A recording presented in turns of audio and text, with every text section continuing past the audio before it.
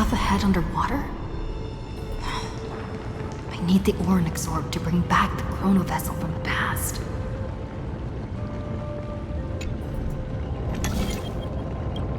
Shatter the vessel of time, and let this stagnant pool start to flow again.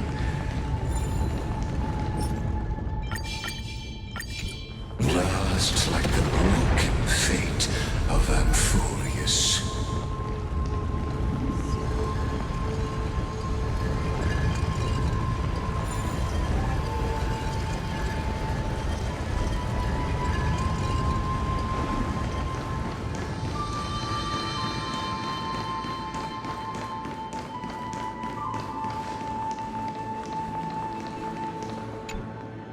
The fleet that rode the waves was dragged down into the deep. The flame-chasing nymphs were reduced to ash. What a tragedy.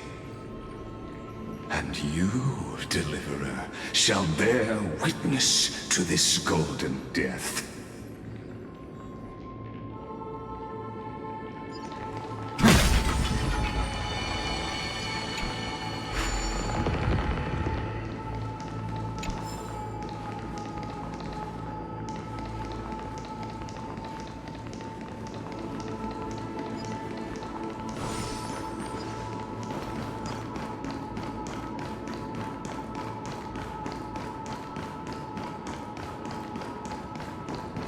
Isn't that the Deliverer? You finally made it.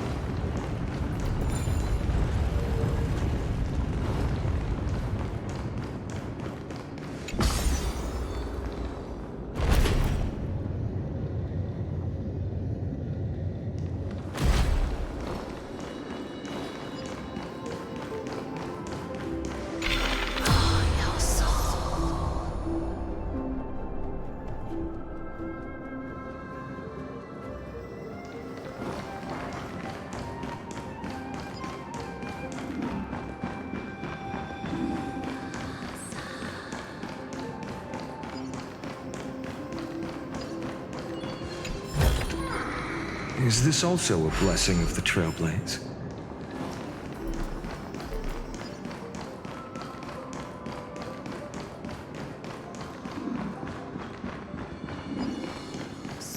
Light up the dawn.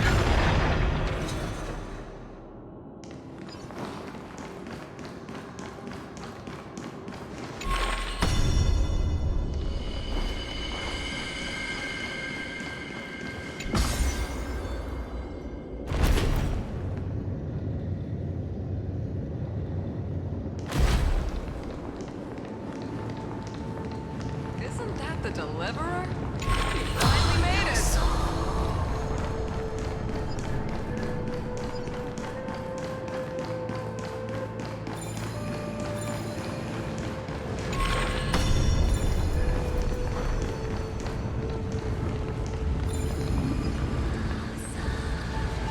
This hidden gate leads to the vortex. Hurry now. The time of our reunion draws near, Deliverer. This hidden gate leads to the vortex. Hurry now. The time of our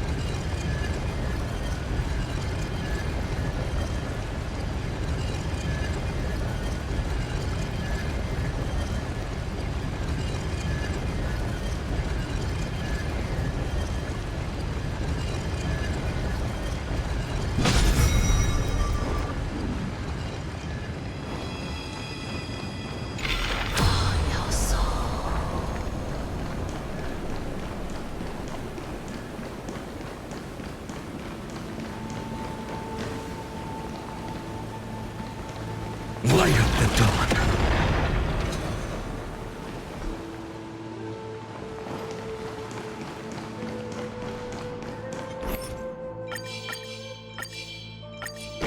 Light up the dawn.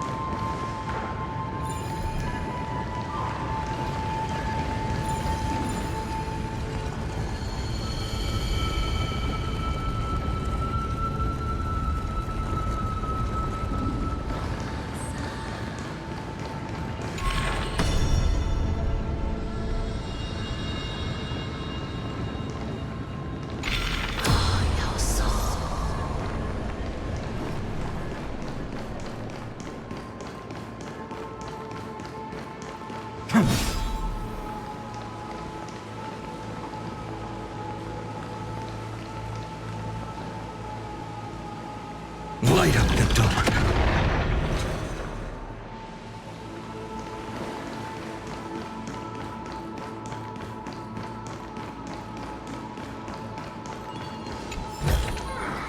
I've appraised it all.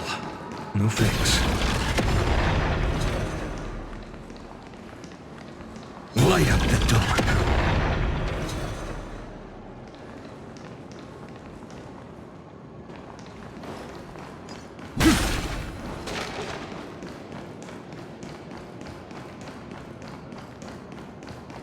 Light up the dawn.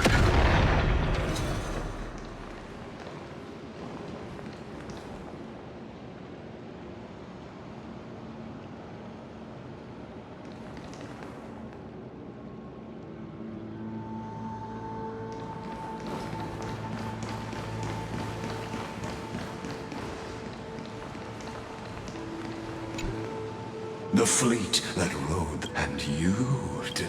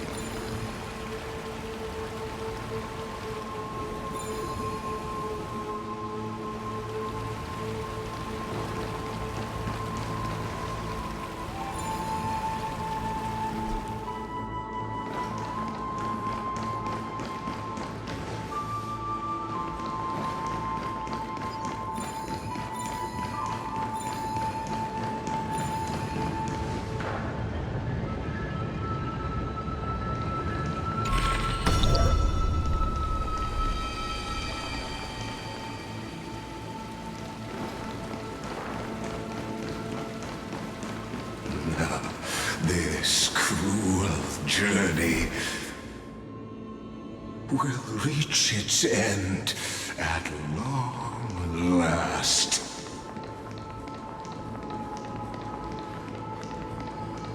Light up the dawn.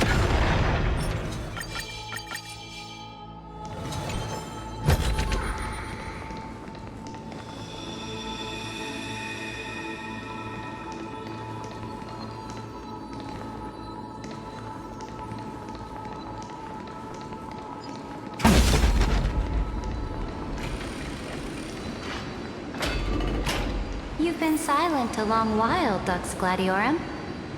Starting to doubt your decision? Save your breath. The vortex of Fogusa lies just ahead.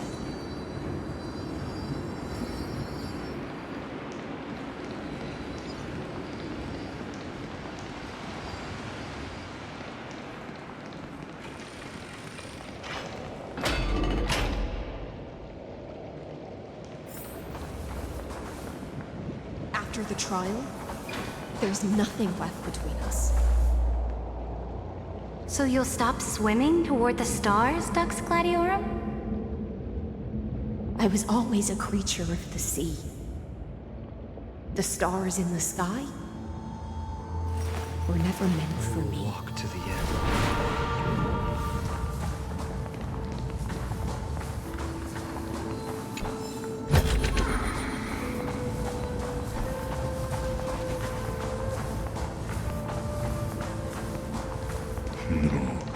Look, a gravestone. But whose name? The Trailblaze.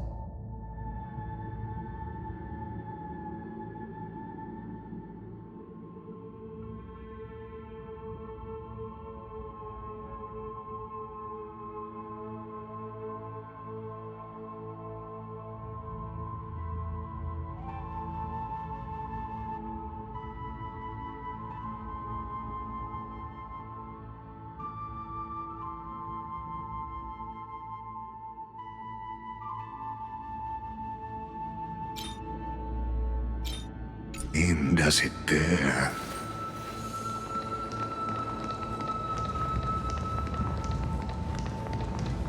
It was here that the prisoner, who thinks herself the prison warden, made her choice.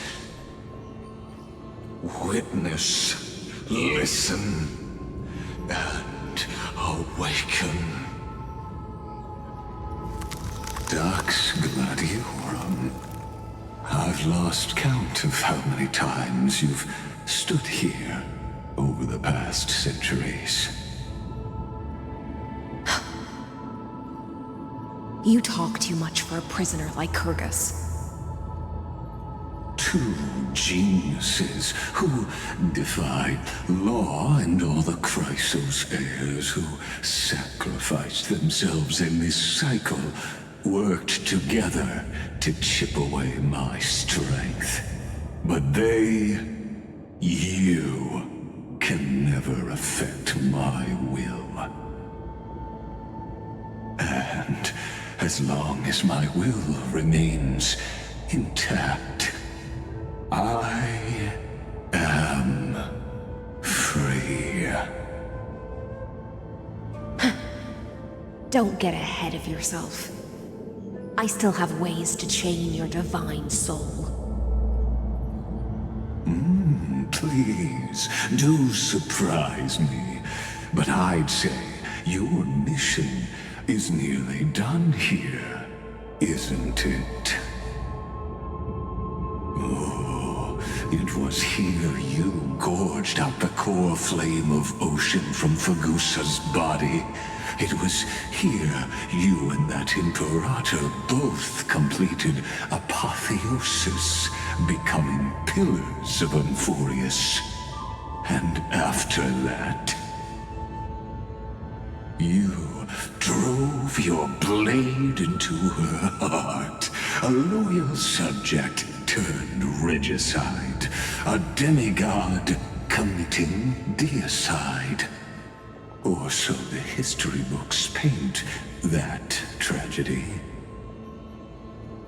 Oh, but if that's the truth, then why, after 1,000 years, are you still here, guarding the Imperator's grave?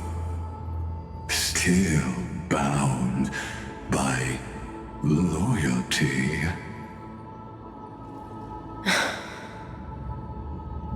Come to think of it, perhaps I'm not the only one imprisoned here. Your calm does stir the rage in me. As if the one paying the price here isn't you, but us. The ones who lost everything.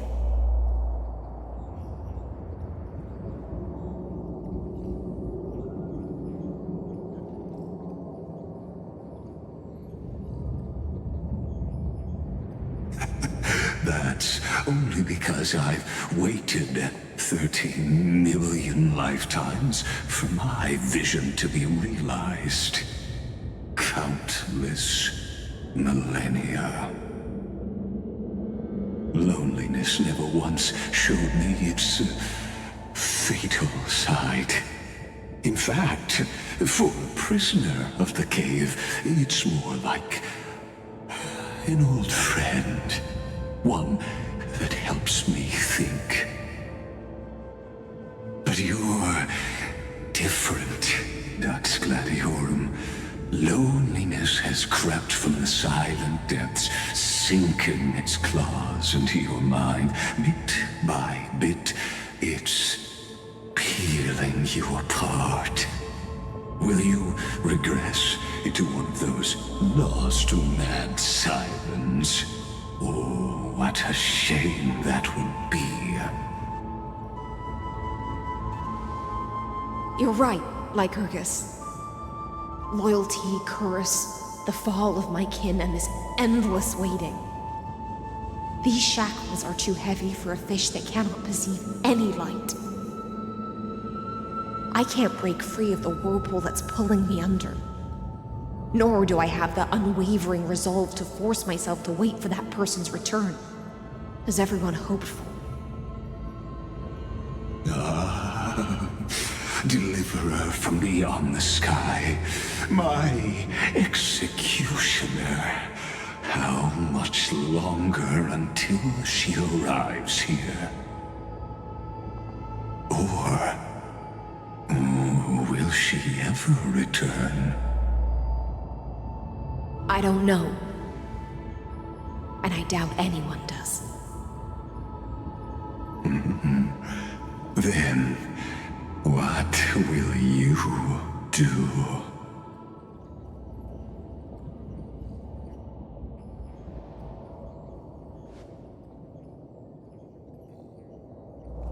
Ceredra. This will be the last time I carry out your decree. Ever since you took me under your banner and made me the Dux Gladiorum, my music has belonged to others. Time and time again, I use the Siren's song to lure the unwary into illusions for your schemes and strategies.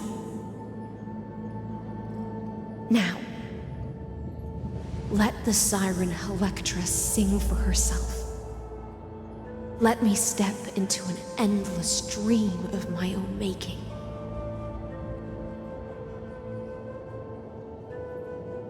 Oh, great ocean.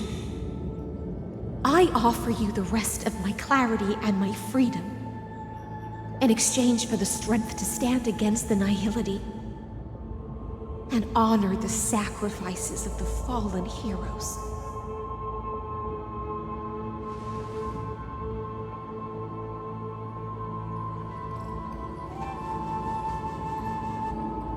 Greyfry, deliverer from beyond the sky. When you ride the current of time and find your way here, you'll hear my solo. It will guide you to the heart of this world. By then, I may still be lost in my self-wrought slumber, but I'll uphold my part of this long relay and guard the shackles that seal the Theoros. Do you still remember? To awaken someone from a siren's voice, you'll need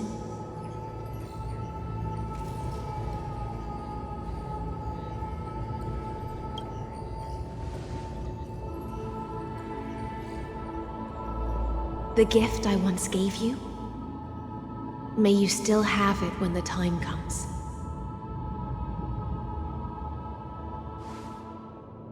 When you return, please pour that honey brew upon this grave. It holds the story of all our struggles and sacrifices. May you see it one day. The prelude Amphorius wrote for your return, carried forward through a 1,000-year relay.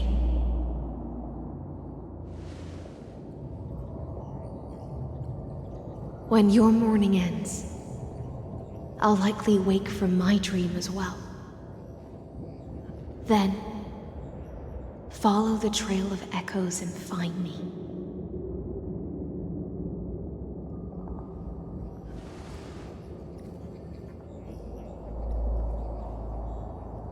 And together, we'll bring judgment upon the sinner who defiled the erudition.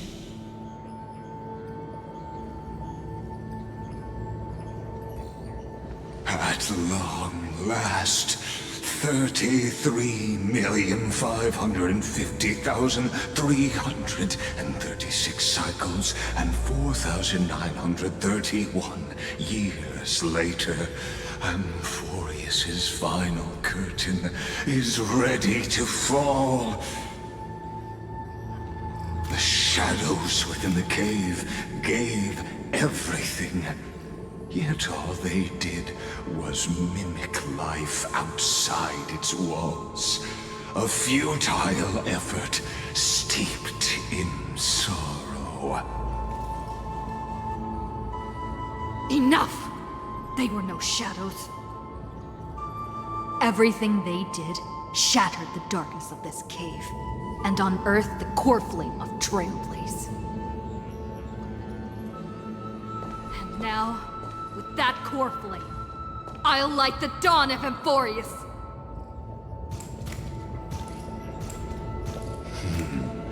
Do you still choose the will of the paths as your answer in the end? I do not agree with that answer, but I respect your tribute to them. Allow me to take back my earlier words. As an apology, and in the name of Theoros, who saw all destinies in this world, let me join you in mourning. Let us bid farewell to the heroes who sleep here. And then, let us face each other and decide whose flame will rise with this new dawn.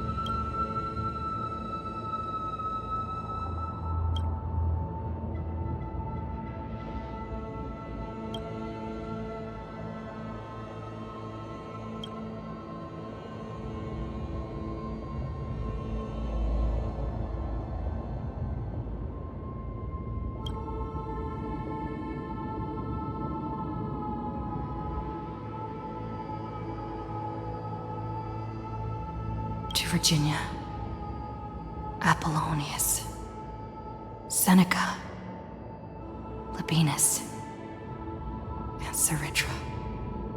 Through a brutal sacrifice, they lit the stars of law in this world, propelling Amphorius's fate forward. In the shimmering mirage of illusion, they entrusted their dreams to ride among the stars, to the hero yet to come.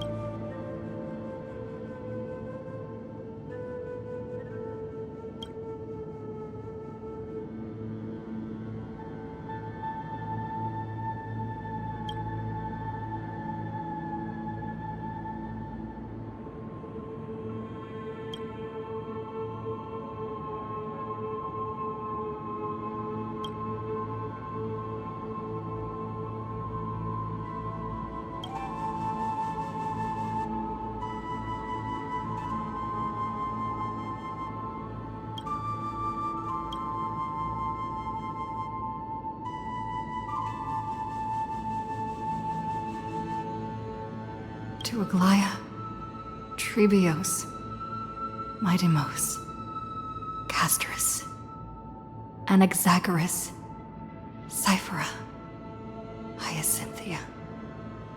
In a relay spanning 1,000 years, they stood against enemies far beyond their strength and won a bitter victory through what seemed like futile resistance. And in that same 30 million cycles, also marked by futility, they remained steadfast in fulfilling their duty to the experiment, unchanging, unwavering. Let this be the end of mourning the fallen. At last, allow me one final toast to the lost prison warden, a prisoner bound by loyalty.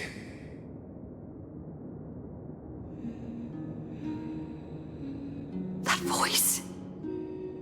Could it be? Bathed in the honeydew of Fagusa, she will awaken from her 1,000-year dream and sing the final song of her mission. Icelands. This tombstone of the old world serves as the anchor of the Siren's illusion, a sigil Electra used to bind herself. At the same time, it is the very thing I once proclaimed at the start of the show, a microcosm of Amphorius itself. A group of prisoners bound themselves in a cave, crowning their suffering with heroism. An epic staged with shadows and echoes. Now, destroy it. End the illusion. The Theoros will take his leave for now. And when next we meet, that shall be the moment that decides the fate of Amphorius and the entire cosmos. The prison warden's dream is nearly over, and the prisoner will soon be freed to the final execution ground, where I shall be executed, or be the executioner.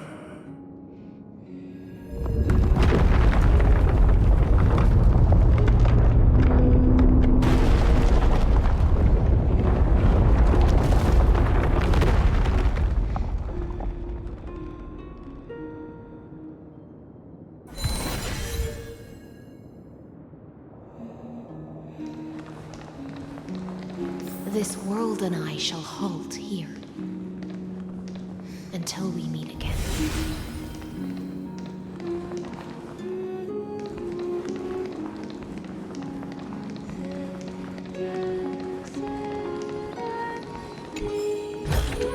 Is this also a blessing of the Trailblades?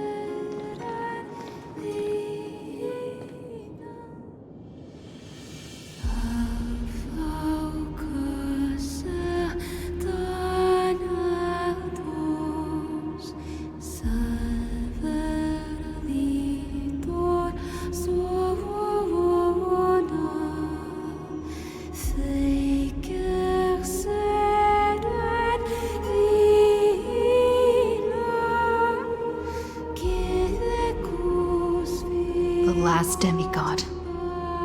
I'm here.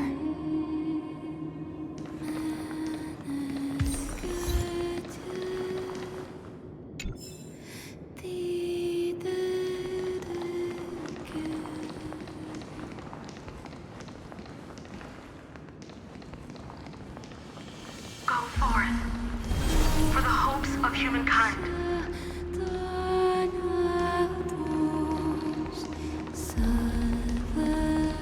Go forth for the duty of deliverance.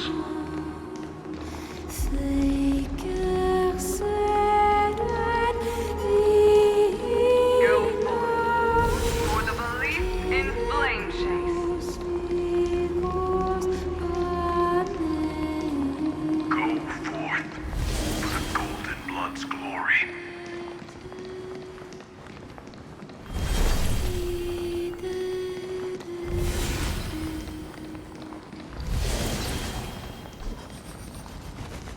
Go forth.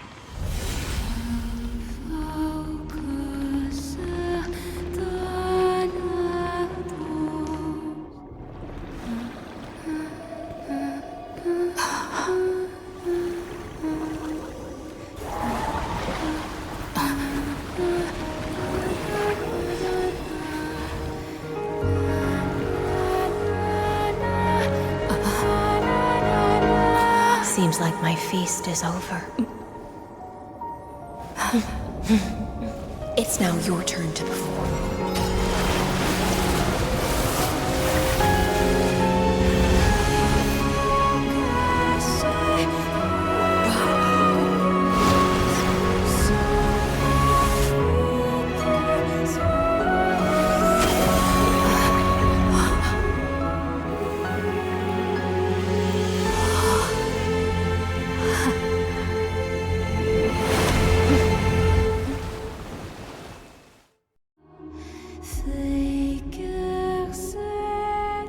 Little Greyfry, please accept my thanks.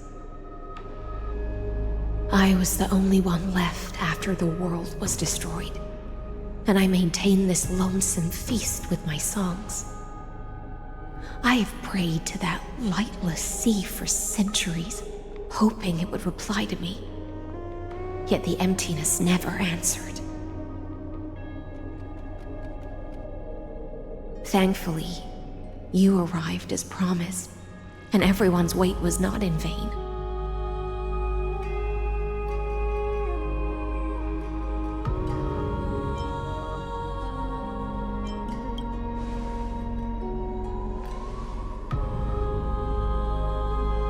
Thank you, final audience of mine. This is probably the last praise I'll ever hear in my life. Now, you and I will walk towards the end of this world. The heroes have waited for this moment for far too long. Let us use our blades to testify our resolve.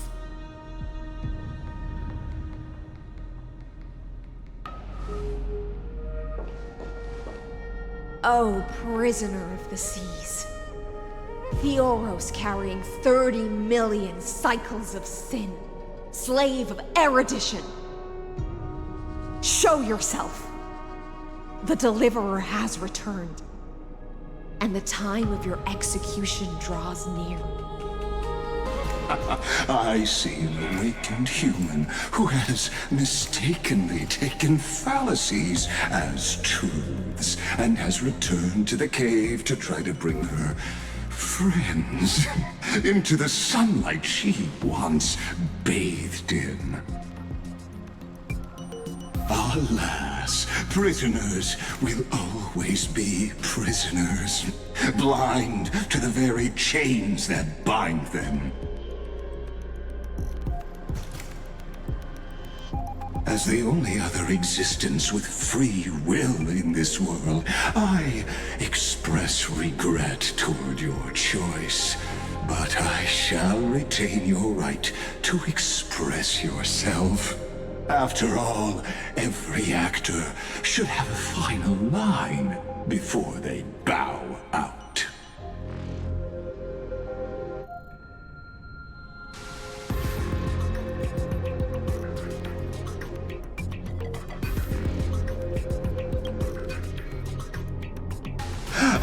eagerly look forward to it. The last dusk this world will ever see shall become the climax that decides the fate of the cosmos. Oh, what an appropriate end. The Amphorian demigods use every ounce of their strength to constrain me here. Yet, regrettably,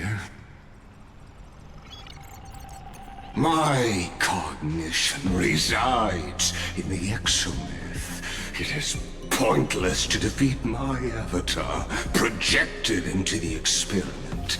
My body is the shadow cast on the wall by the fire, and my words are lingering echoes within the cave. How can a character in the play fight against the audience? Kaslana failed. The demigods' sacrifices were pointless. As for the two geniuses you placed such high hopes on, I ask of you, where are they now?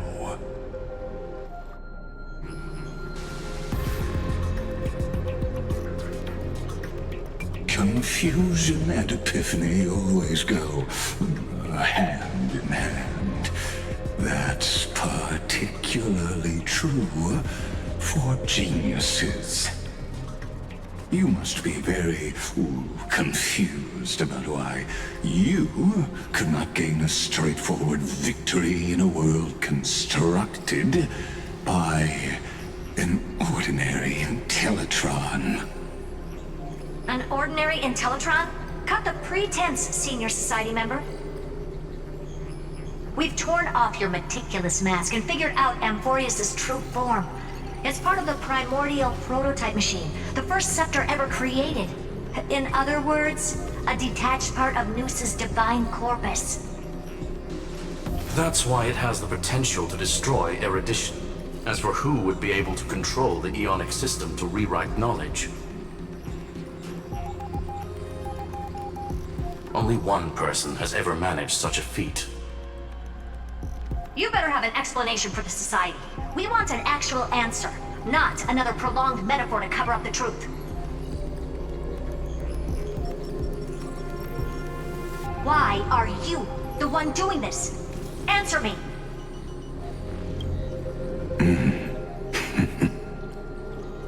Since things have reached this point, I'll give you two irrational answer, purely as a courtesy to posterity.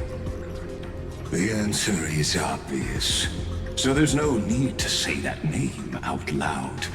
The cosmos made a mistake in calling me a genius.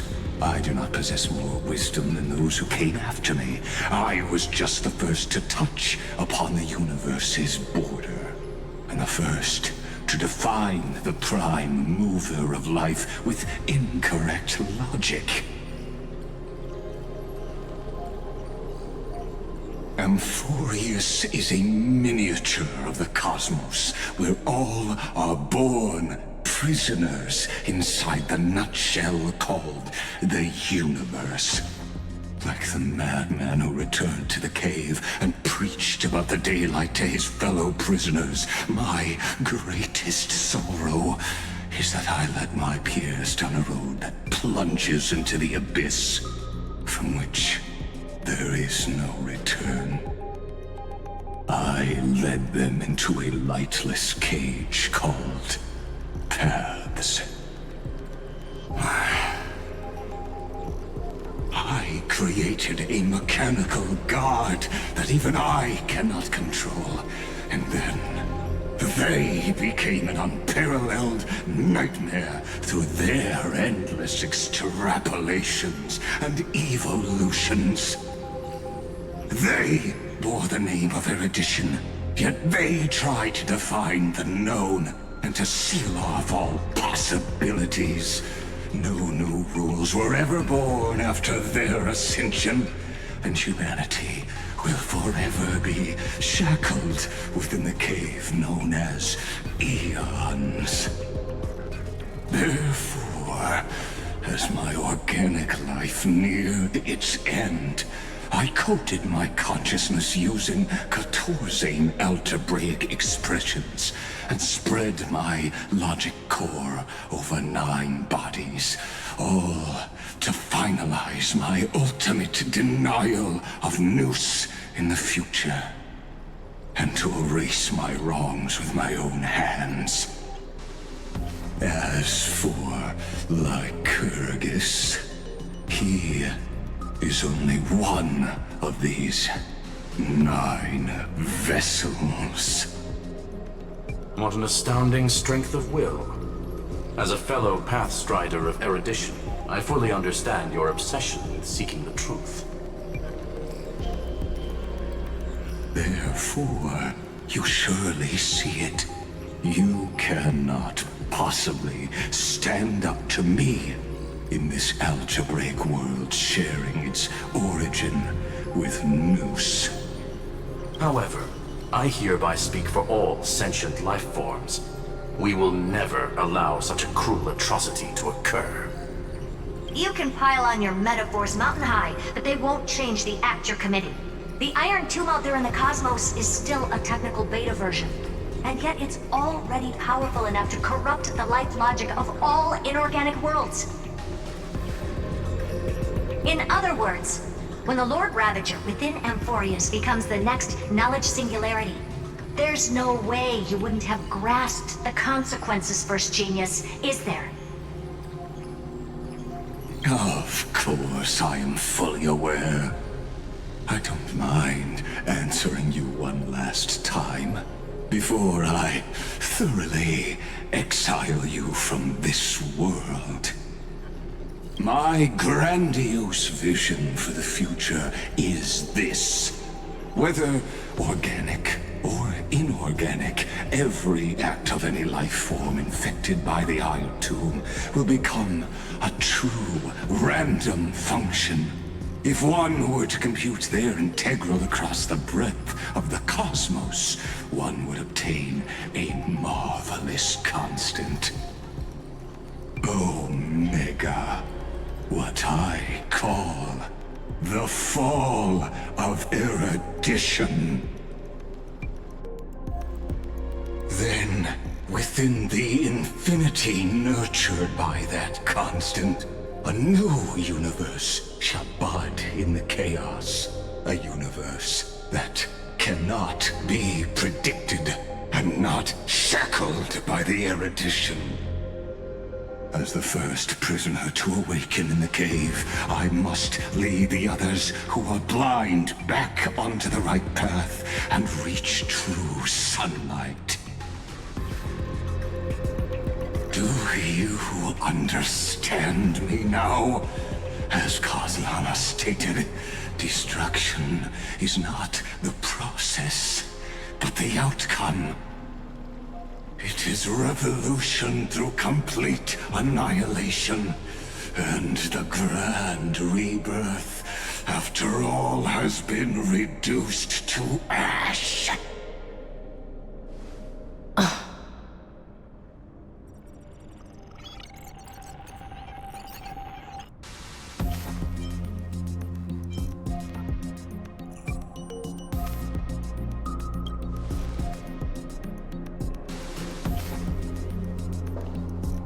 The Amphorians already answered long ago.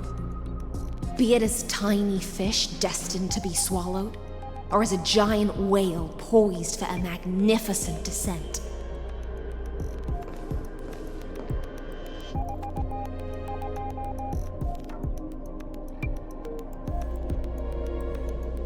We will all fight against fate till our last breath. That includes me, Electra. Once the Imperator's subject, now the Deliverer's blade.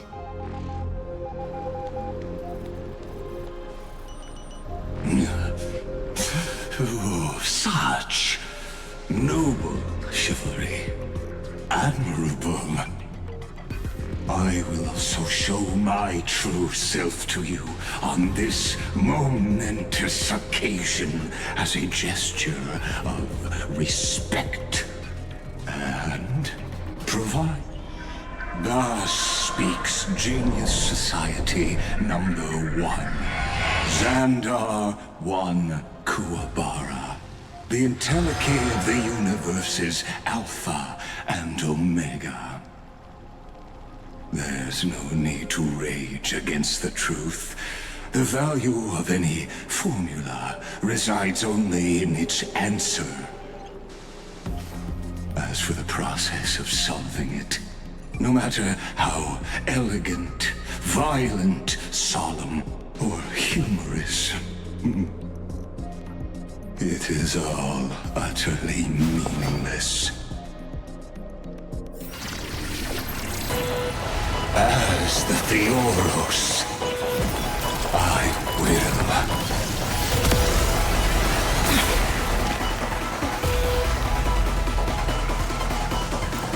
personally participate in performing this world's end. Remember this, as Gnosis Creator, I know more about the death of knowledge than they ever will.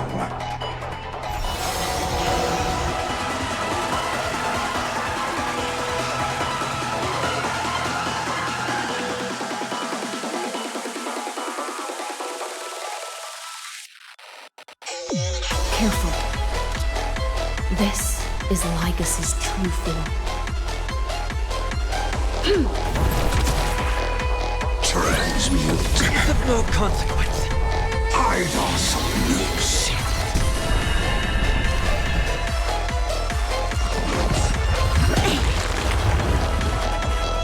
Allow me to see you off.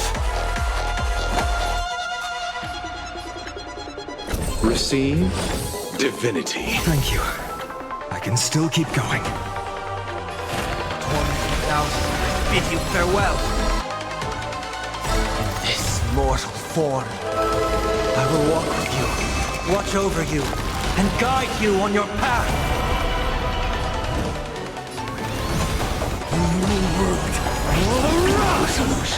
You'll pay for this. The time is now. Lend me your strength. There's no other choice but to pull the next.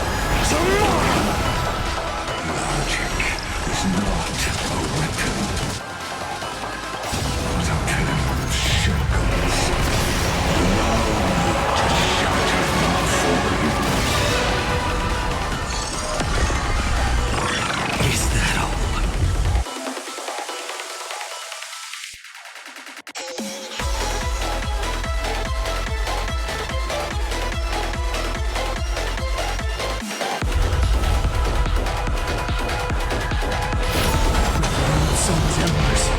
Till the new world dawn!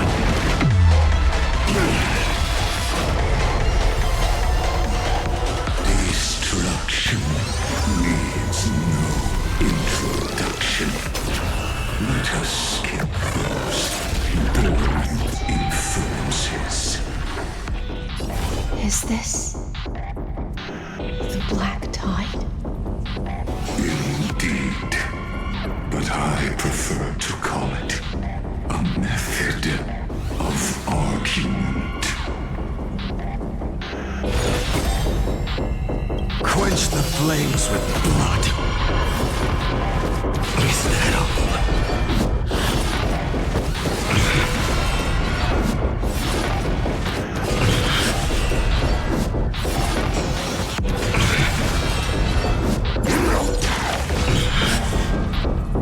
Extraordinary claims require extraordinary evidence. Erudition, destruction, or trailblaze. No, I will prove that the very idea of paths is a fallacy.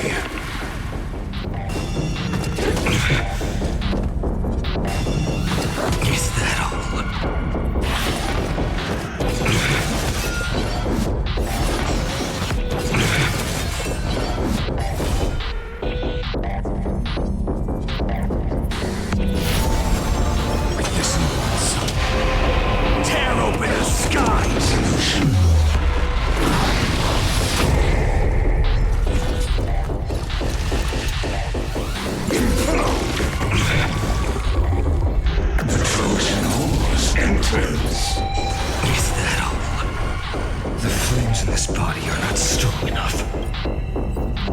quench the flames with blood.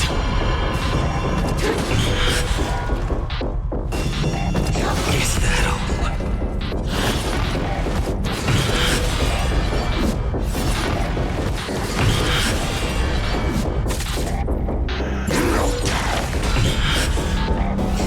Topology ritual. Is that all?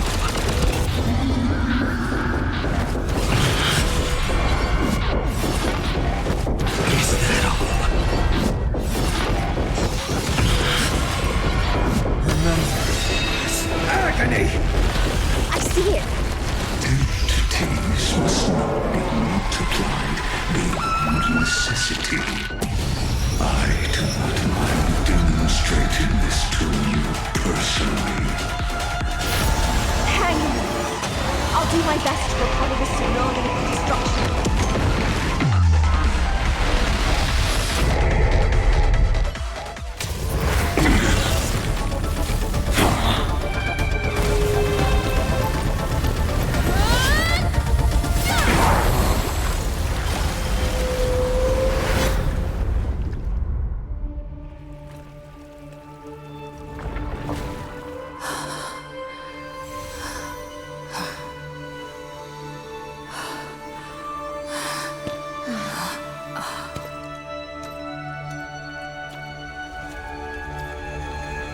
All is futile. In Erudition's calculations, the end of the saga is simply a comment awaiting deletion.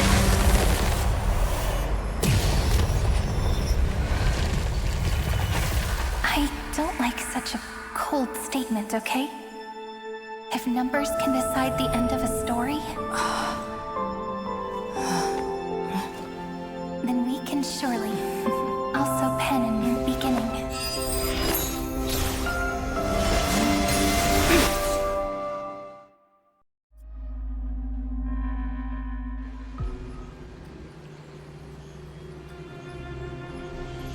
Screwy, what do you think? If your hypothesis of Lygus' identity is true, then even if we remove the restrictions of the Ultimate Protocol, the chances of us defeating him in a head-on battle will still remain lower than the acceptable threshold. Therefore, victory will still hinge upon Miss Trailblazer and Miss Cyrene. Go on. Maybe we're thinking about the same thing. Lygus' cognition resides in the exomyth. He is both an instigator within the experiment and the observer outside of it. Logic. His inspiration circuit can simultaneously process the different time flows in and out of that world. That's where things get tricky. He simultaneously exists in two different timelines, where the internal clocks are wildly different. That old Intellatron's neurons have completely gotten used to that over this prolonged experiment. And that's why he holds home field advantage. You and I should be able to manage that too, if given more time. Unfortunately, there's no if, and we don't have more time. That's why we need to change our way of thinking and turn his advantage into a weakness. The key lies in memories, right? Oh? You caught on quick. You've already mentioned my friend and I, so it's an easy connection to make, no? My intuition has always been very on point. Good. Then I'll cut to the chase. Since his thinking speed far exceeds that of normal people within Amphorius, we are going to externally plant a memory into his inspiration circuit. Then, command it to loop endlessly until he gives in. Even the most flexible and sturdy inspiration circuit cannot withstand the traffic of a full-on information flood. When the amount of information exceeds his cognition filter's capacities, he will have no choice but to focus on processing this memory. That's when the parallel processing advantage he gained via Amphorius will completely destroy him.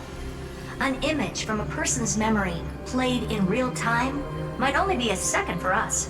But for him in Amphorian time, It could be millions, or even billions of calculations.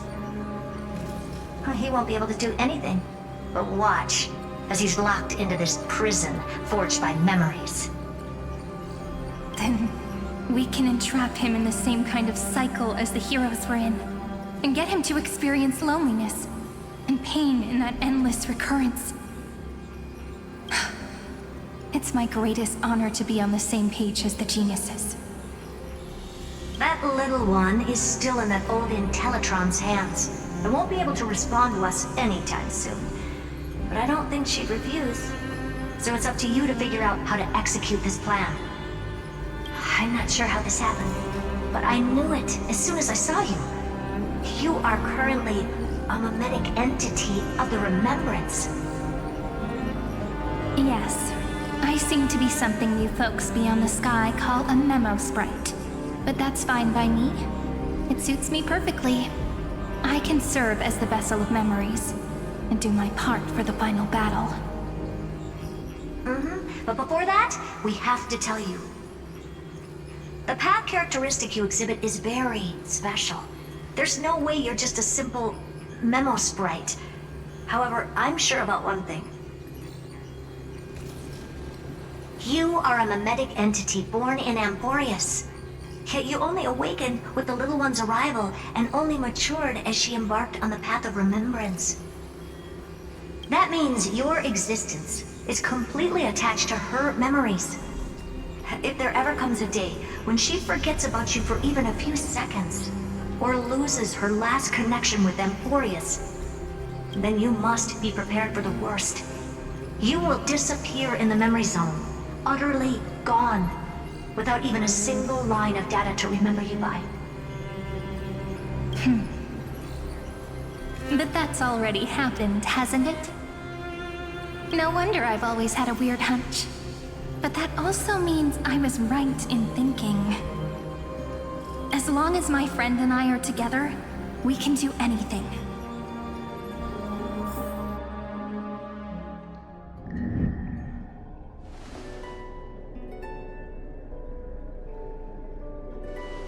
Long time no see, friend. Did you miss me while you were away?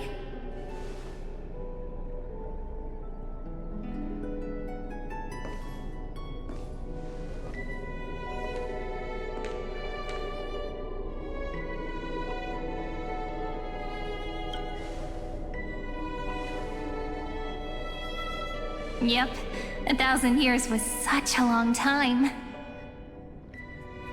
And everyone in Amphorius was waiting for the Deliverer's return. You probably already knew about the genius's plans for that memory. I had to hide really well in a corner in time so Lygus wouldn't find me, and wait for the right opportunity.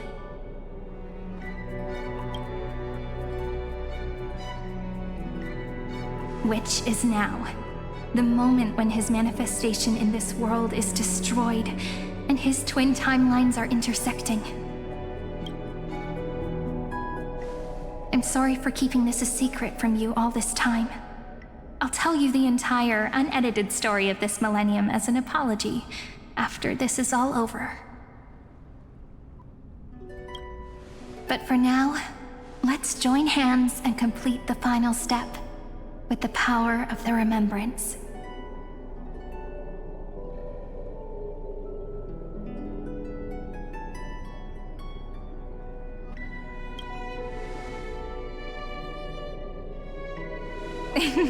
Yep.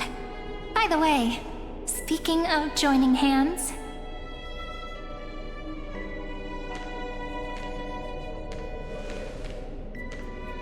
Can I please do something before we go on stage?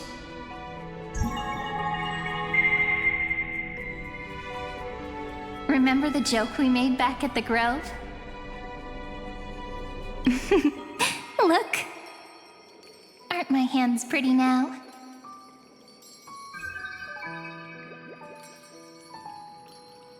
What a fascinating feeling. Like countless memories all swelling up at once. What about you? What did you feel when we touched each other?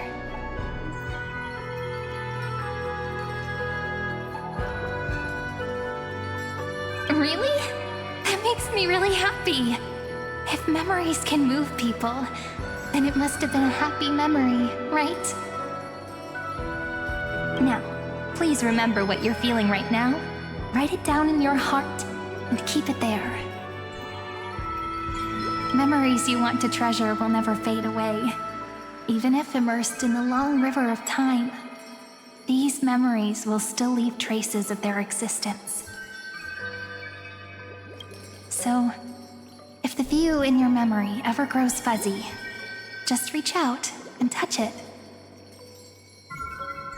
It's like reading bedtime stories together at night. It wipes away the chill of passing time, sharpens the outline of memory, and restores its power to nourish the spirit. Now, I'll carry this power with me, and for a little while, I must part from you, as I step into the long cycles of this world. Give me your blessings, friend. Then, let that bright future be, as we have written. Then, I'll leave it to you.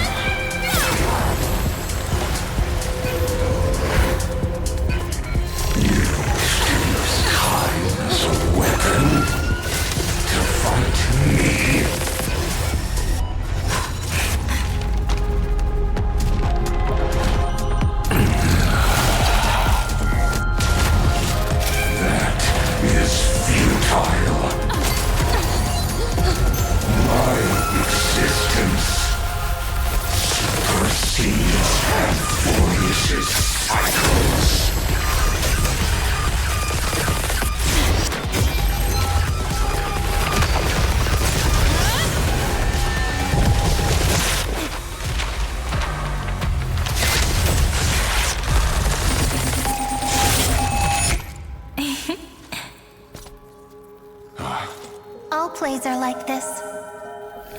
Once you're on the stage, it's hard to return to the audience. Welcome to our story. How does it feel?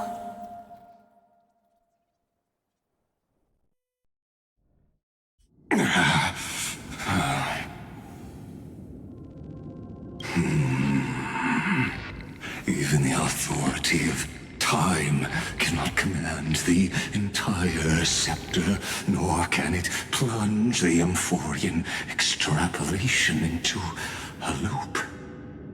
If this was no system malfunction, then was I implanted with a mimetic entity of the remembrance? You guessed it right away. As expected from someone people call the first genius. I'm gonna keep doing what I just did if you don't stop, you know? My friend and I won't allow you to leave this memory, no matter what happens. Which means you are now trapped, Lord Xandar. An elegant idea, and an exquisite execution. Regrettably, it is you who are restrained by time, not me. Know that patience is my greatest weapon. Waiting and victory are the same for me. You will crumble before I do in this moment stretched out to an eternity, just like Kazlana will.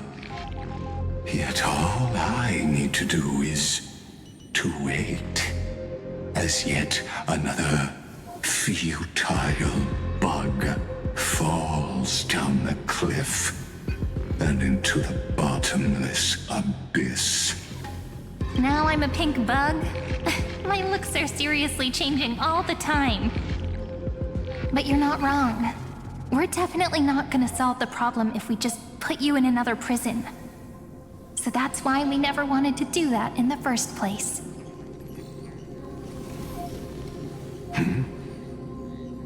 I shall answer your confusion purely out of my respect for those who came before me.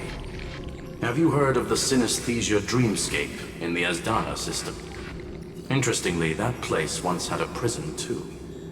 Life forms living in that environment, abundant with memoria, have a chance to connect their perceptions with each other's. Even across great spatial divides, they're able to detect shifts in one another's states. I call this phenomenon memory zone entanglement. In Asdana, people made use of that phenomenon to build a nation within a dream. After adding in the catalysts of harmony and remembrance, that is. Is that how you walked into my prison cell? Using those same principles? I would much rather call this location our negotiation table, Lord Xandar. Nonetheless, your hypothesis is correct. We happen to have an ally skilled in tuning, while the Trailblazer and Miss Cyrene both have an astonishing amount of resolve, which I'm sure you can testify to. I am also sure that with the support of such a resolute memo sprite, our conversation can last for a long, long time. I'm the best at listening to stories, you know? I'll leave the exciting clash of the erudition to you two geniuses. A brainstorm? I like it. And it's 2 against 1? Well, I like it even more. Let's talk, Xandar. Take a guess. How much do you reckon we can dig out of your brain before the next second? And how many ways can we find to deal with you? Besides, in your current predicament, there's no way you can take our trump card away. Go, little one. Go. Overturn the Era Nova. Lycurgus disappeared. It seems you had conducted a secret hunt in the depths that even I cannot reach. In that case, go. Swim onward and give this campaign a fitting end. I shall send you off with my song, Greyfry. May this song penetrate time and become the prelude to the new world.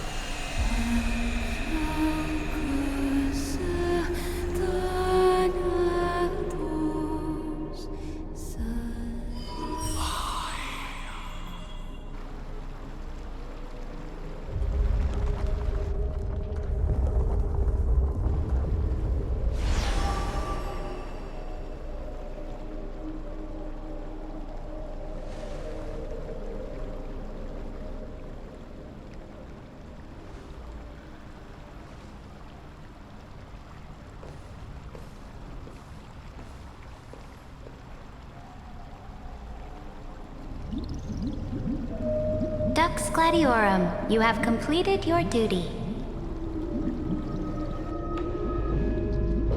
A new dawn is about to rise. Why not swim towards it?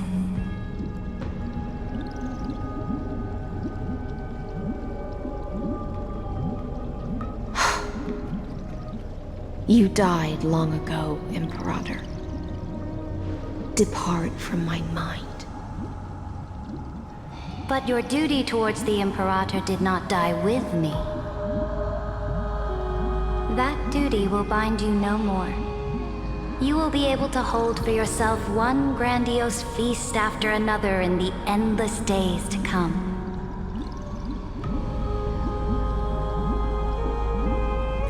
So go.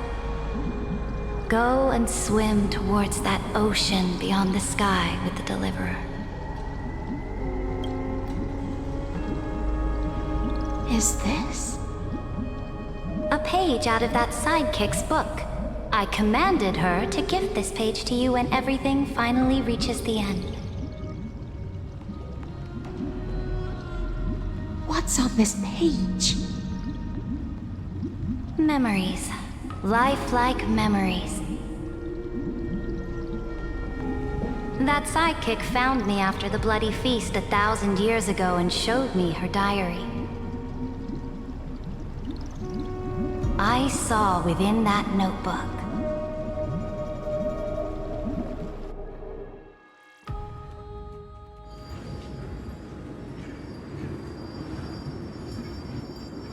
Is this that Deliverer's experience? It's truly immersive. People beyond the sky apparently utilize this power to seal past scenery into crystals they call light cones. But I only know so much about the remembrance, so I can't completely replicate the past. But I'll do my best to talk about the missing parts. I'm all ears. Go on then. Do your best.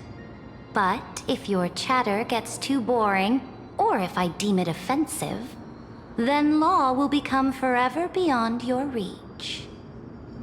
Got it. I'm sure you'll find this to your liking. After all, it's human nature to want to embark on a journey into the unknown.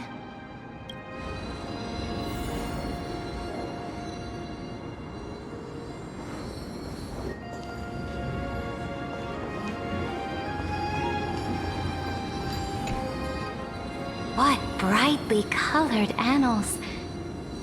The journey of the Deliverer's conquest. Let me partake in it. Is this a fortress in the sky?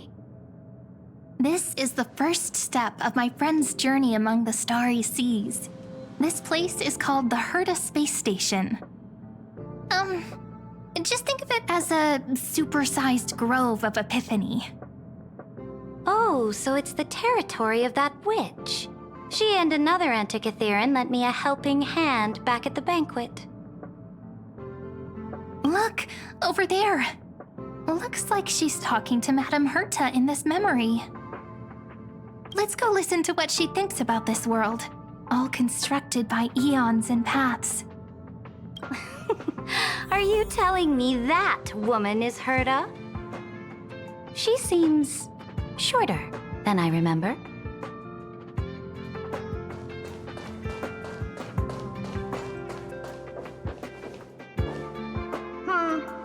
Pretty nice space station, huh? But just wait. After a couple more stops on the Astral Express, you'll see sights that'll make this place look ordinary. Oh, the cosmos is so vast that the unknowns far outnumber the knowns. But none of them will end up being anything amazing. The farther you go, the more you'll understand what I mean. So do your best with the nameless. Break a leg! And remember to send an update or two to Asta when you've got some downtime. She certainly shares my way of thinking. Only that instead of a conquest through blood and fire, they chose a gentler path. People call Madame Herta and Mr. Screwlum geniuses. Apparently, only the smartest people in the cosmos can receive the blessings of Nous, Amphorius' true creator. Do you mean that even individuals of such nobility are merely subordinates to a god? On the contrary, after all, it was the very first of them who created the god. But I don't really know all the details about that. You might be able to ask Madame Herta herself when you get the chance. Let's go check out some other worlds next, shall we?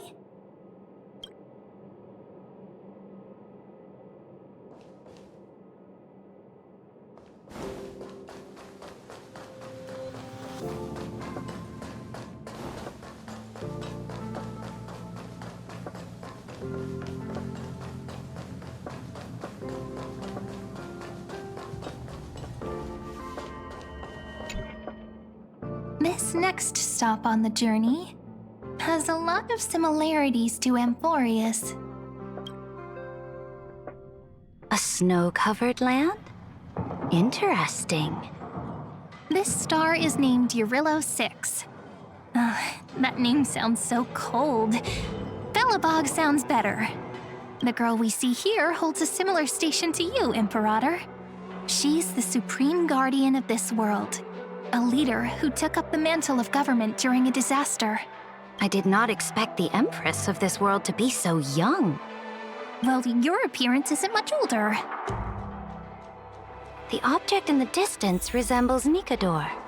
Is it a weapon? No, it's called... Right! The Geological Reconstruction Unit. Just you. It's all thanks to you that we survived the crisis. The collaboration with the IPC is both an opportunity and a challenge. Nonetheless, it's an important step in our journey back into the universe. This world was sealed beneath its sky just like Amphorius was, and they only managed to reconnect with the stars when the Nameless arrived. That IPC she spoke of, is it a more powerful organization? Yes, the IPC conquered many worlds through trade, and opened up a vast territory that way. There are many such powerful alliances beyond Amphorius, and they all walk on roads different from the destruction. Coming back to the Supreme Guardian and her Belobog, didn't they find a peaceful way to enter the interstellar community? That cannot be true. That IPC would never have grown so big on trade alone. It may pretend to be a wealthy merchant with clean hands, but I am willing to bet that it grew fat on gory oppression and bloodshed. Its path of conquest must have had no mercy for the weak and would have destroyed them if needed. Are you telling me that this snowland never thought about tossing its dignity to the wind and kneeling to the IPC? I will not believe it. I will never allow the Imperator's empire to be sullied by others. Amphorius must become a power so strong that no interstellar foreigner would dare to look down upon us. Imperator, Belobog isn't as weak as you imagine. Listen. I indeed hesitated, but now I understand what we must do. Belobog must learn how to walk on her own until she no longer needs the support of others and can stand on her 2 feet among the stars. Even if I may not live to see it, I believe such a day will surely come. They still have their dignity intact. One day, that hope will melt through the ice and help them into a prosperous tomorrow. But the order of the cosmos is already set in stone. The old laws decree that only the strong survive, binding the weak in an unbroken chain until they wither and turn to dust. Unless they embrace the power of the destruction. Amphorius must shatter the old law and become the new order among the stars. Speaking of the Order, another one of my friend's companions may be able to enlighten you further on that. Let's go to the next page. I indeed hesitated, but now I understand.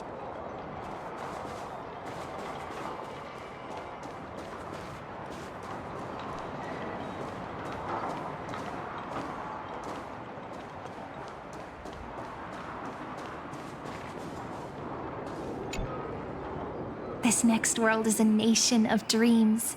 The first time I heard about that place, I didn't even know what to think.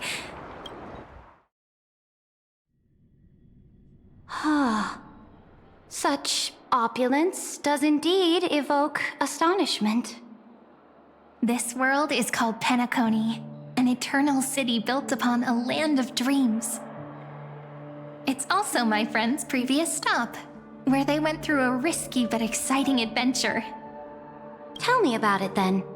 That man standing afar has wings on his head. I am truly curious.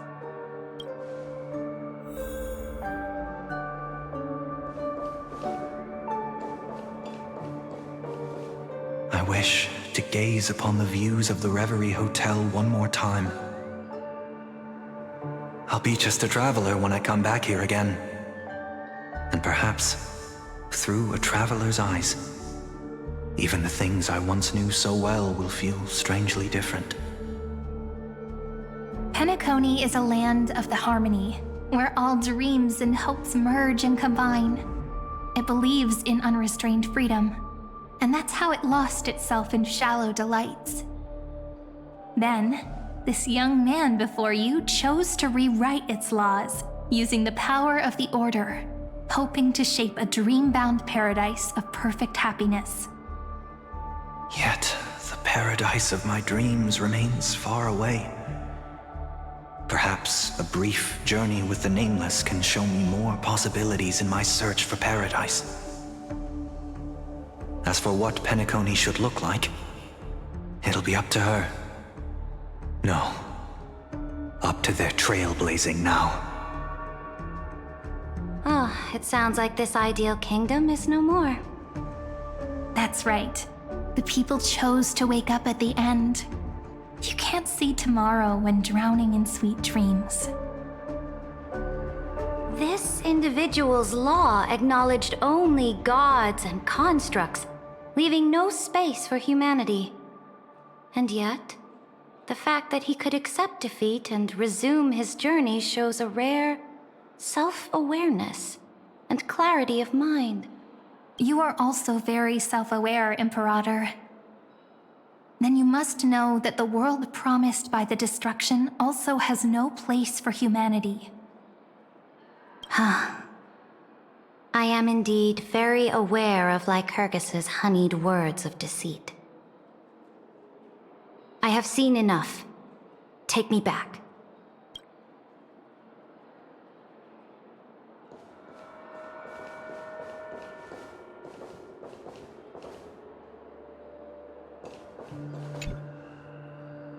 Then let's wrap up this trip down memory lane with one last scene.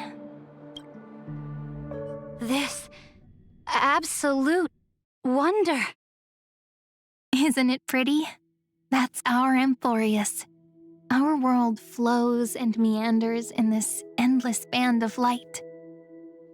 Though we were born from the designs of the gods and are not yet truly alive, the Chrysos heirs of Amphorius still chose to stand against fate and carved a legend no different from that of humankind.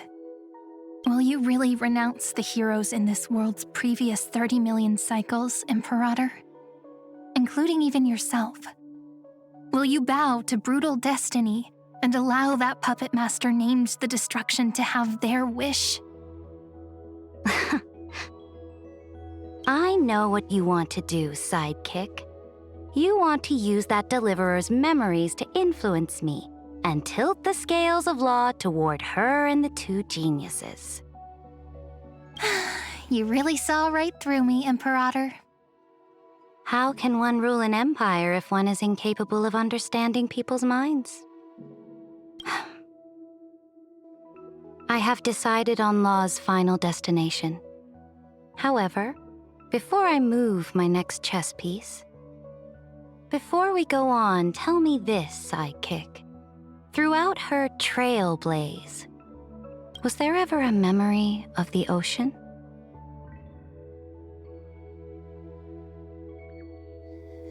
The ocean. My cradle. My home.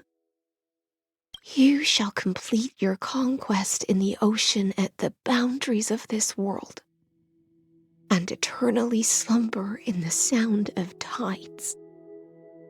You shall eternally slumber in the sound of tides, and complete your conquest in the ocean at the boundaries of this world. Our prophecies aligned as flawlessly as a sea snake circling upon itself. An elegant loop, like a joyful hymn, like the circulating ocean current, Like our two fates. Like Amphorius itself.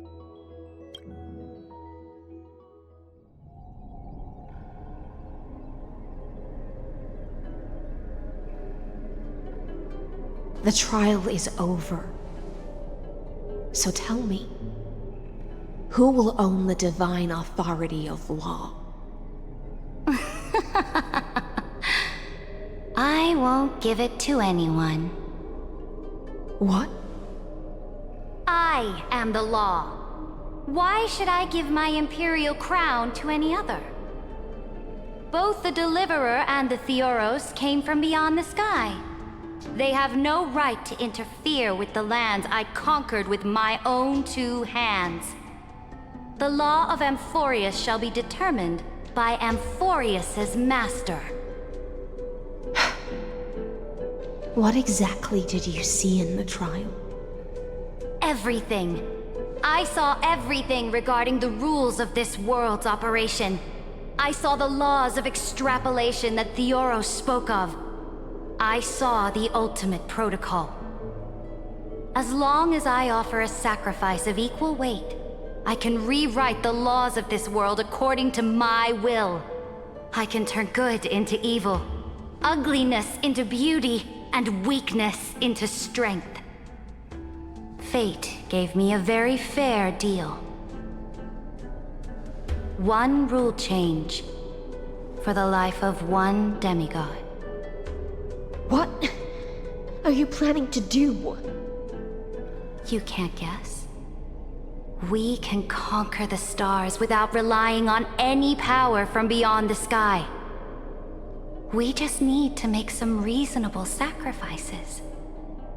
Your ambitions have already made so many people give up their lives for the law. And you're still not done? I am determined for Amphorius to stand on her own 2 feet among the stars. You are beyond reason. You think such a simple and hypocritical statement can justify your atrocities. There's no new without destroying the old. That's what you consider an atrocity? Ironic, for that is also the unchanging law of Amphorius's revolutions.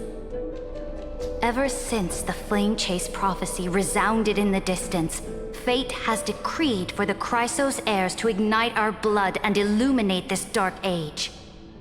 People would still be puppets of the old dynasty if it weren't for my conquests. But your world doesn't seem to be any different from your predecessors. Bloodshed, tyranny, oppression. You're making the same mistakes they did.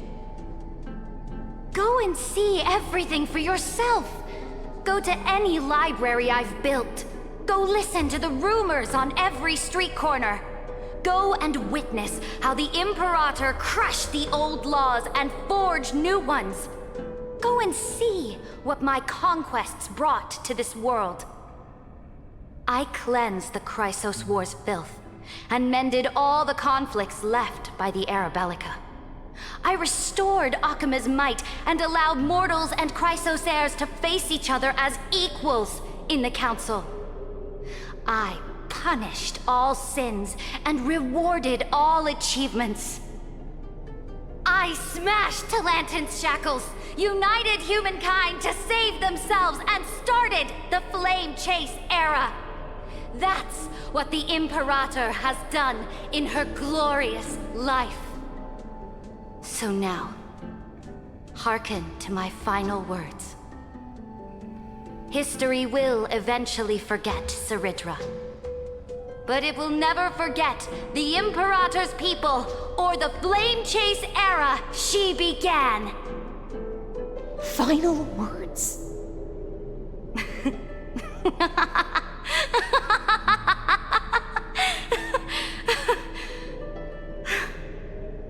Amphorius is about to be destroyed. There's no time left for pointless debates.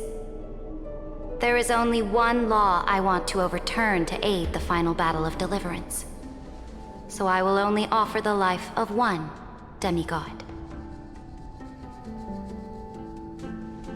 In the name of the Imperator, I command you one last time, Electra.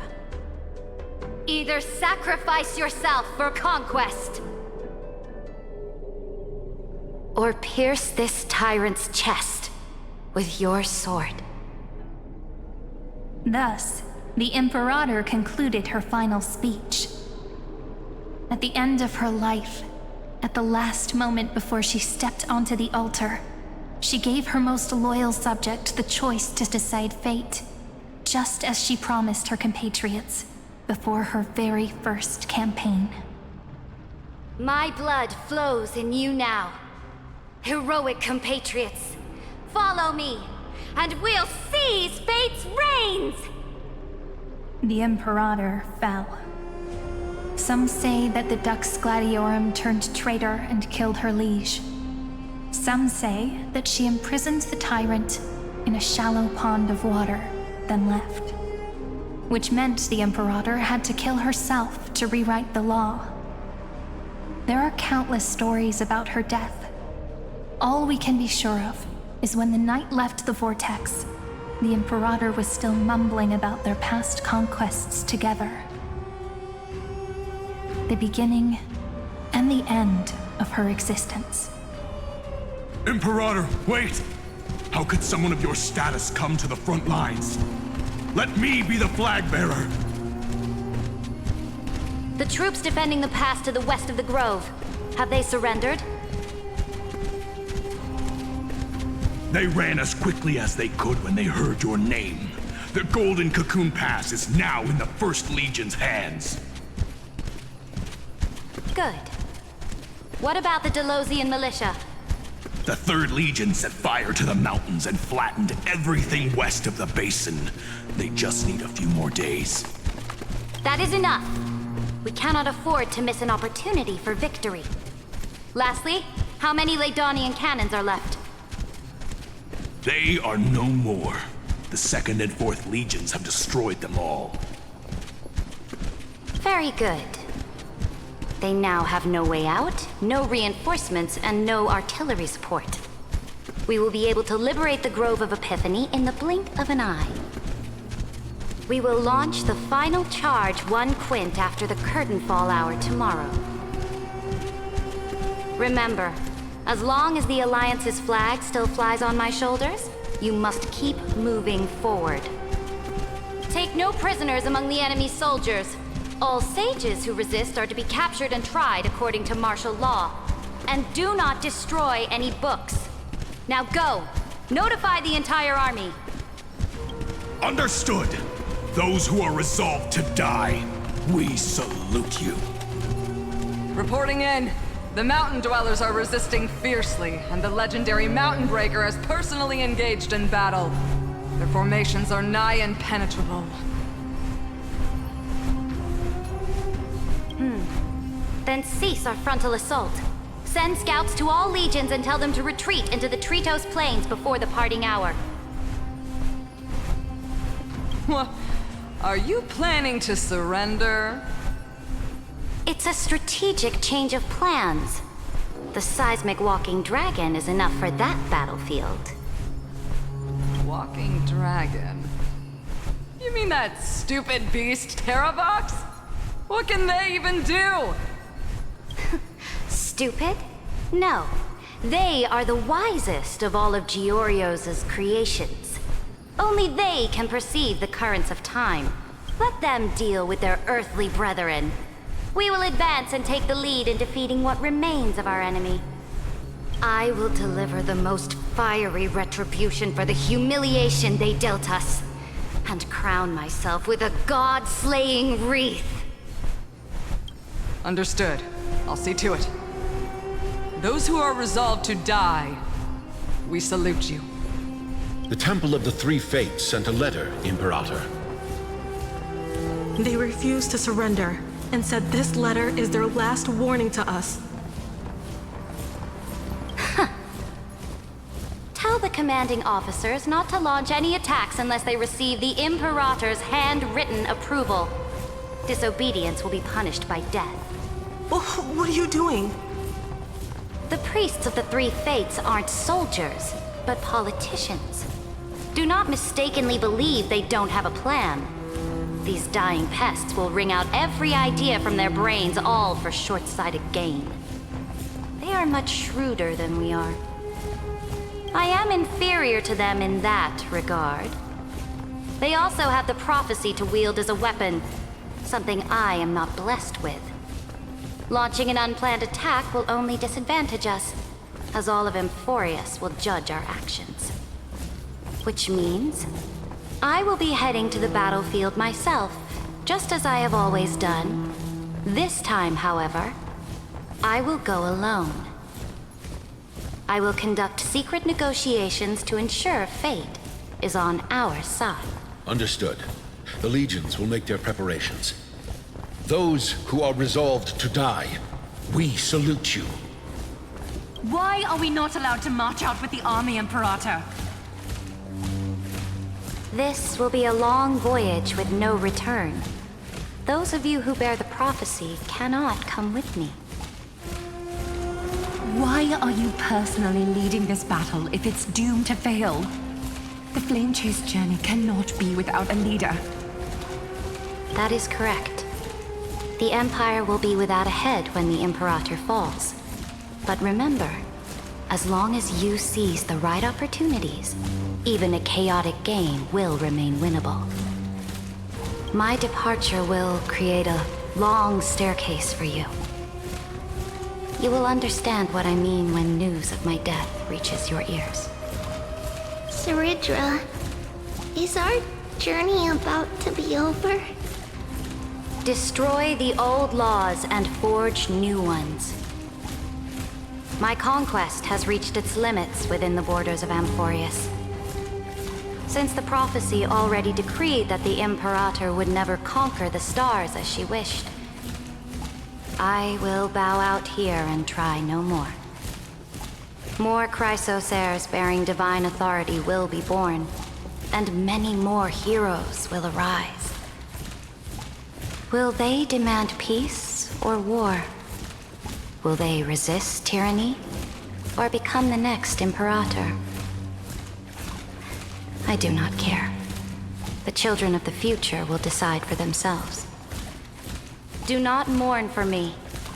Anyone can kill the Imperator, but the only one who can truly destroy her is Saridra.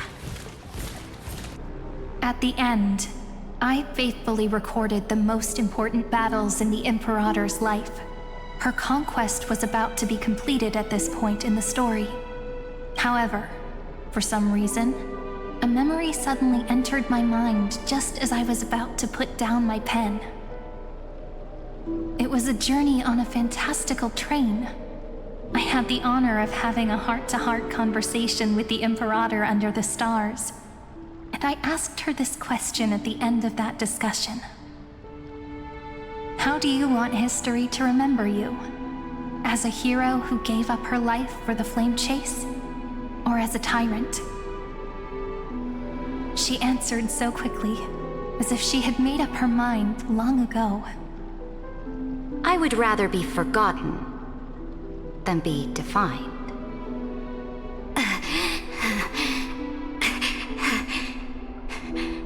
Because the law can be neither eternal nor unchallenged.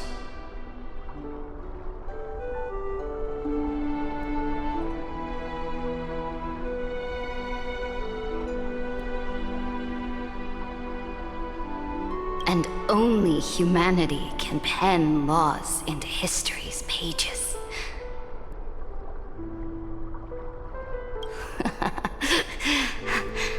Now, I have shattered the greatest law of Amphorius. The game is nearing its end. Dux Gladiorum. Even though you killed the Imperator in the previous 30 million cycles, this time you finally found your own law. Then High Sealants, Electra.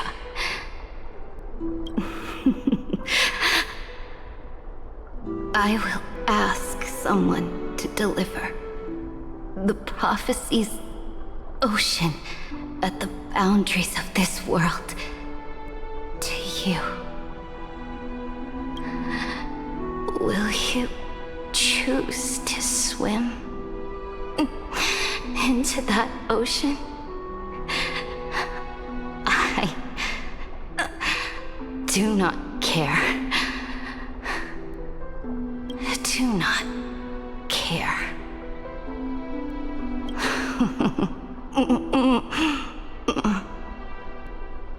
The Imperator muttered about her conquests, and news of her death spread in the city. Freedom! Liberty! The tyrant is dead! Go! Shout this news in the streets! My people! My fellow elders! Do not panic. Stand your ground. That usurper has paid for her ambition with her life. People once cheered for my ascension. And now they cheer for my fall. No matter. I am fond of applause.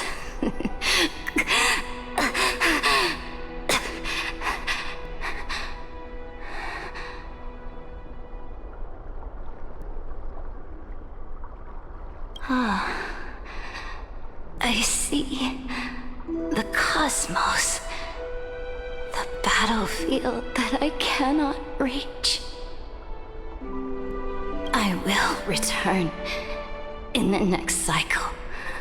The stars will hear my legion's war drums, hear the great name of the Imperator.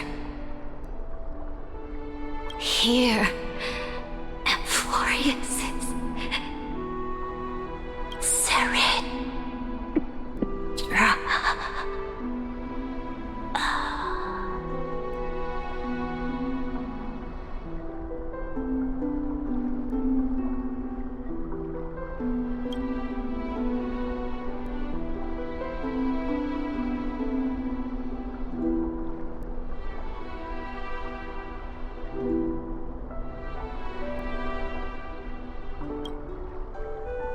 To this day, we do not know which rule the Imperator overwrote at the cost of her life.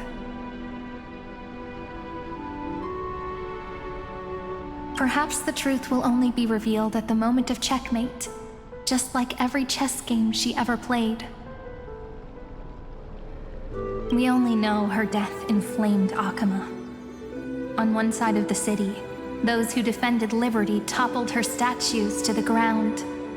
On the other side, her supporters put themselves between the masses and her monuments, declaring loudly that the Sovereign is still among the people. It is said that golden blood congealed into the same letters everywhere they fought. It was the name borne by Akama's first and final Sovereign, the Imperator Seredra. But the one who bore that name did not see any of this. Her gaze was cast far away, and the sound of tides in her ears drowned out the people's cries. What was the Imperator thinking about in that prophesized ocean at the boundaries of this world? In that shallow puddle of stagnant water? Was she reminiscing about her past conquests? Or repenting for the millions killed for the flame chase? It was neither. The Imperator only saw how the surface of the water gleamed like that crude chessboard, dissected by light and shadow in the afternoon when her teacher played against her for the first time. Look at this chessboard. What do the pieces look like? They are strangely beautiful. They look like The stars in the night sky ablaze.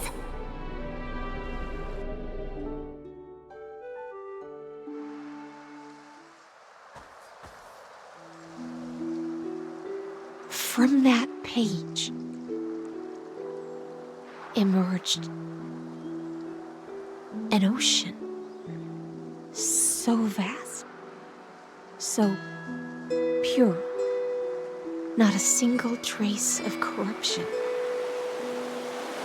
Is this Ceredra? Electra, my subject. Ever since you walked out of the tainted ocean and pledged yourself to me, I have seen the abyss in your eyes and the emptiness in your heart. That was why I promised you a new ocean, where the Imperator's ambitions would serve as the currents, and loyalty would be its light. Electra, my subject. You have done your duty as my blade. The prophecy has now made its final decree on the road I intend to walk.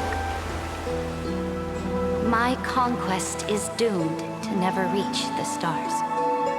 But the Imperator never makes empty promises.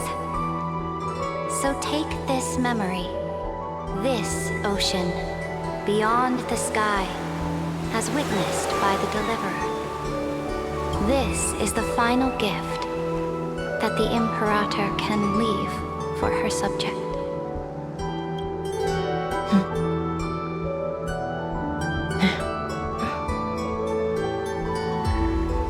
When I was still a fish in the ocean, I always felt so genuine swimming through the waters. But once I stepped onto land, I found myself caught in a play. Every land dweller wore a mask in their life. So I, too, donned a costume and tried to find my role in this show. I became your blade in war and the violin strings at banquets. Do you still not get it? I do not long for the oceanic depths of my homeland. Nor do I crave the swelling seas beyond the sky. Perhaps even I don't know what I want. I still don't know where I should swim to even at the end. But I know one thing right now. A fish is simply a fish. And she can never leave the ocean she's in. But whether under the ocean or on land,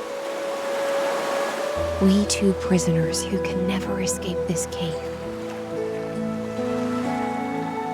can still look outside the cave and see the stars. I have to admit, the 12-factor simulation of life in this experiment has far exceeded my expectations. Make your choice then, Senior Society member. Do you want to keep walking down the wrong path and be remembered for your incorrect conclusions? Or do you want to return to the audience's seat and give yourself, Amphorius, and the entire cosmos a more fitting end? I must refuse. A dead man never fears death. Did I not make myself clear? Have you forgotten about our dear Lord of Silence? You wouldn't want her to consider your 8 other clones as cancers within the erudition and chop them all up, would you?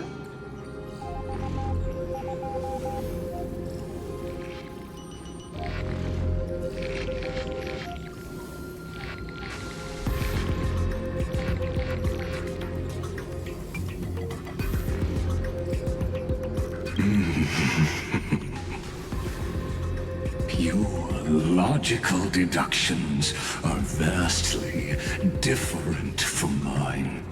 Therefore, allow me to provide one more academic recommendation. Listen, my peers. Why don't you look beyond this world, just as the Chrysos heirs did? Re-evaluate your calculations and take into account all enemies in the upcoming war among the Eons. Amphorius is not a place where three paths entangle, but where three paths fight to the death. You used Memoria to resist me, but did you not consider the possibility that the Remembrance and their children might have taken this opportunity to join the fray as well?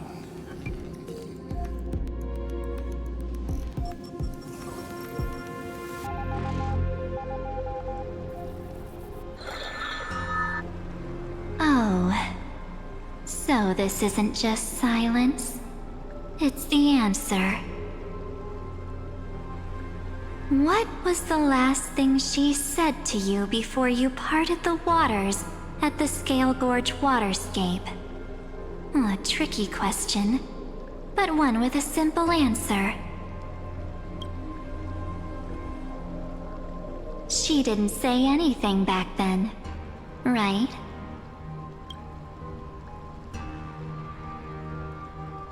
That's correct. And now I'm sure. You are not March 7th. There's no way she would remember that detail.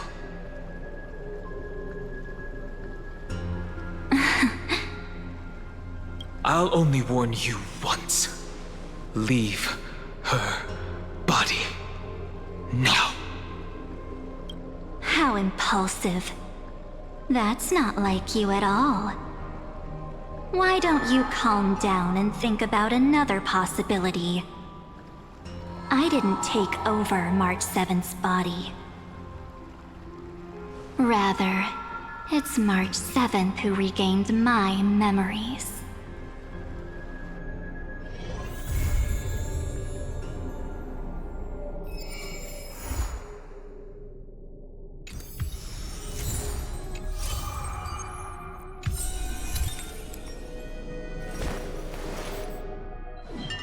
I will walk to the end.